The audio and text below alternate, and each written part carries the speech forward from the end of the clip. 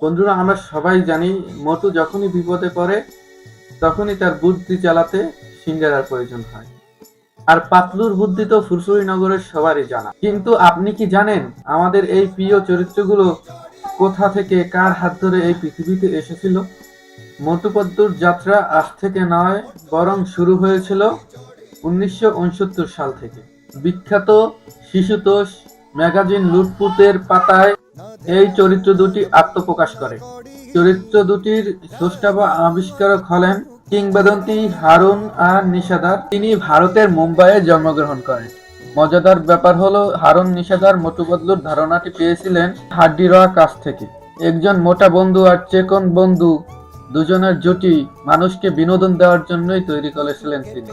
দীর্ঘ কয়েক বছর কমিকসের পাতায় রাজত্ব করার পর 2012 সালের 16 ডিসেম্বর এটি টেলিভিশনের পাতায় আসে। কসমস মায়া স্টুডিও লিমিটেডের হাত ধরে নিকোনিয়ান চ্যানেল প্রথম সম্প্রচারিত হয়। বাস, এরপর আর পিছনে তাকাতে হয়নি। বন্ধুরা, আপনার মোটু পতলুর ভিতর কাকে পছন্দ কমেন্টে জানাতে ভুলবেন না। এরকমের আরো ভিডিও পেতে হলে চ্যানেলটি অবশ্যই সাবস্ক্রাইব করে রাখবেন। আজ মোটু পতলু আমাদের সবার প্রিয়।